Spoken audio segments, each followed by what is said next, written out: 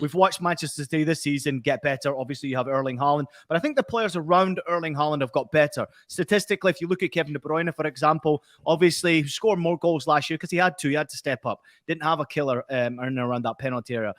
But now his statistics on the assists are insane. He's touching 30 assists this season across all competitions. So they've had to rotate and change their games, but every single player around Erling Haaland is playing better. I just don't know how Real Madrid could potentially approach this game tactically to stop them. This is the point, and you've hit the nail on the head there, Ian. Let's run through a few scenarios of what they might do. They might be able to dominate possession, keep the ball. Bayern Munich did that. They had about 65% possession in both ties and actually didn't turn that into all that much, because City will play, whether it's the 4 centre-backs, or I think they'll bring in Kyle Walker to deal with Vinicius, and they'll be absolutely fine. They'll have no worries there. They have, I was looking at this stat, they have given up fewer shots to opposition inside the box than 29 teams that started the Champions League group stage. There are teams that have played 6 games. Barcelona played 6 games, gave up more shots inside the box than City have in 10. Wow. And you see that stat there. 10 games, 4 goals conceded. It's still the best defensive record in the Champions League. So that's what happens if Madrid can keep the ball. Say Madrid hunker deep. They go, right, let's ride out the storm here. Well, you're going to get cut to ribbons. They'll get to the byline. They'll cut it back for Ilkay Gundogan. They will always find a spare man. Okay, Madrid don't do this very often, but let's say they press. Let's say they really go, let's disrupt City at source. I saw Arsenal try and do that and actually did quite well for about 15 minutes, specifically on pressing at the Etihad. And then all John Stones has to do is hoof it long to that gigantic Norse god that leads the line, and he'll just knock it on. You know, I mean, they can beat you in the same way that Barcelona of Pep Guardiola's vintage beat you, but they can also beat you in the same way that Wimbledon would beat you in the 1980s. You can hit it long to the big man and have Kevin De Bruyne running off them.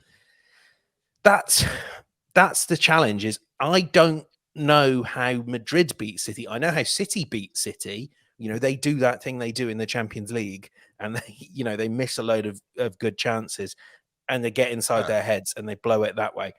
I don't see what Madrid can do. That, I mean, they can play well and make it easier for themselves, but I don't see what that tactical tweak that Ancelotti can make that will give him the X factor.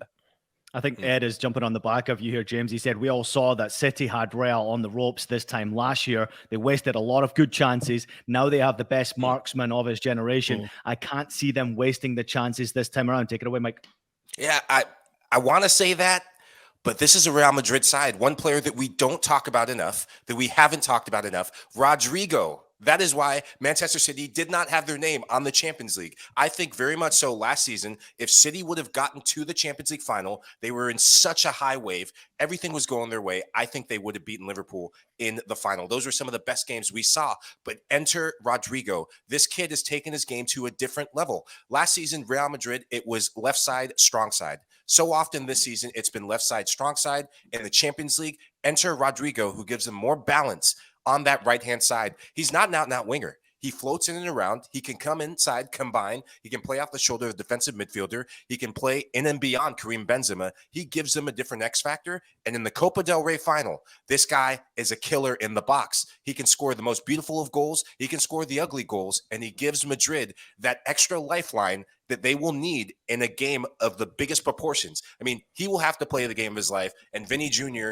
will also have to have one of his best games yet. Just to clarify here, Mike, because I think we can all kind of tell you're leaning that Real Madrid could knock Man City out of the 2 ties here? I think so. I think that maybe not in the first leg. I can see City edging them, but I think across the 2 legs, I'm favoring Real Madrid in this tie. Well, first leg, obviously, you would have to imagine that Real Madrid will need to give themselves the best possible opportunity in that second leg to have a chance. You cannot lose that game. If you lose that game, then it's going to be very difficult in that second leg to get a victory there. But I guess if anyone can, Real Madrid can. Now, we got a great comment coming in, and I want to read it all for you. I want you to take your time while you listen to this one from Ari Roy. Apparently, Yaya Touré's curse has been lifted. apparently. Now, let me get into a bit of detail. Producer Des put some in my notes here for you. The European curse has been lifted. Yaya Touré's agent, Dimitri Seluk. I think it's time for this bitterness to stop, and I know that Yaya feels the same because he wishes nothing but success for City. I can say that the spell has now been lifted by the Shamans, and that I think City will win the Champions League under Pep Guardiola. They have a good chance of winning it this year, but whatever happens, they will definitely win it in the next 3 years. Oh, 3-year plan for Pep Guardiola. I'm sure he's delighted to hear that one. City, let's turn our attention to them. How did they approach this game, James? Because Manchester City, you've watched them very, very closely, certainly this season, but in recent weeks in particular. Dismantle teams defensively. I love the way you pointed that out there. The way they've managed to manipulate the backline, especially on the left-hand side.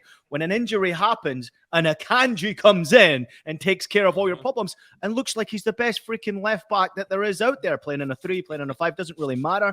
But they have players who will just slot into position and it's business as usual. And I personally expect it to be the same against Real Madrid with whatever 11 goes with for Pep Guardiola.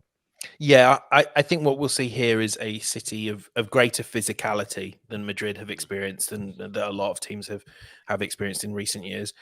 It's, the logical way of them going about this. You'll see John Stones really stepping into midfield in possession, and he does that so well.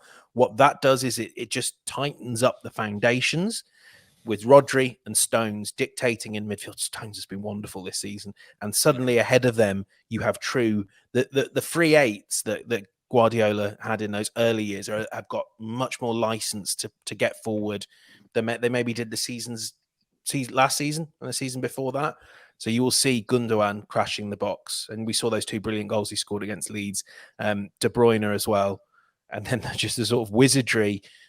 Really, Bernardo Silva and Jack Grealish have got license to beat their men one-on-one down the flanks, and I think a lot of the time we talk about, and Mike was right to point out what Vinny and Rodrigo can do down their flanks, but I struggle to see what answers Madrid have to Grealish running at them, to Bernardo and De Bruyne interchanging.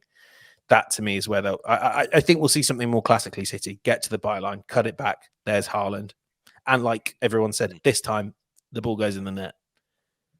Yeah, I agree with you, James, that I don't think we're going to see any big changes, any wrinkles apart from Kyle Walker coming in, possibly a back 4 to give more balance to the overall scheme. But we've seen City attack with this back 3 and in transition move to a back 4. The biggest wrinkle that I've seen since the Bayern tie, since City have really established themselves as the current best team in the best form in the world, has been Kevin De Bruyne playing higher up to connect with Erling Haaland. It allows him to be direct, and that has been a game changer in Manchester City and Pep Guardiola's play. We haven't seen a Pep team be so direct. It's all been about this Renaissance football, the beautiful game. And I think that directness, and we saw Madrid struggle against teams that have lumped it in the channel. Copa del Rey final, I saw them struggle. Militao was horrendous in running back to goal. Antonio Rudiger, should he get to the start, he has also been worrisome in tracking back. He's good for a mistake on either half. And I think the pressing ability of Manchester City, if Madrid don't shoot them in the foot,